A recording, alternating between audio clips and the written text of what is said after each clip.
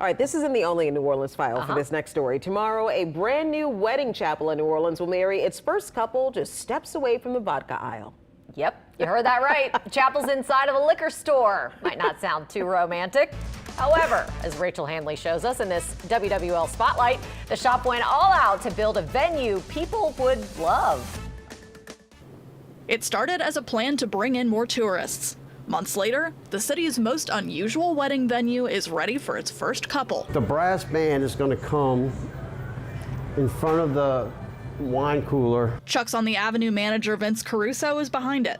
He approached owner Chuck Loescher with the idea months ago. And he said, hey, they got donut shops all over the world with wedding chapels in it. It took me probably a good month or two to really convince him that this was a good idea. Eventually, Loescher said, I do, and now it's ready.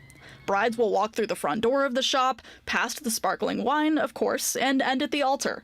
Saints superfan Elvis impersonator the Who Dat King will marry the couple, then a second line will lead them out.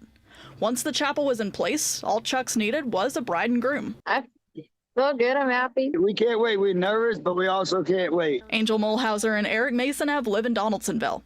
They jumped at the chance, and Saturday, they'll get married here with a few family members. I said, hey, they always going to remember their first ones, you know? Yep, they always going to remember the first ones for the grand opening, you know? They say people have been excited about their unusual choice of venue. I've done sent it to everybody and showed them, and they're like, wow, look at that, you know? Like, they were really impressed, you know? It's not surprising that they are. For being feet away from a beer fridge, the chapel is pretty upscale.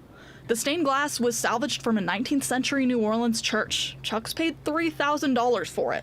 The pews are from a church in Luling.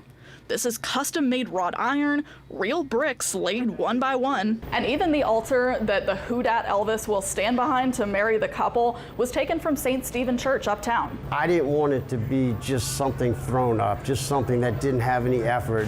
And, you know, I wanted a little bit of hard work, a little bit of love. It's that combination of quirkiness and authenticity that Chuck's is hoping will attract people, not just to their store, but to the city as a whole. Instead of going to Las Vegas, the old boring thing in Las Vegas, come to New Orleans. New Orleans is the greatest city in the world. And it really doesn't get much more New Orleans than this.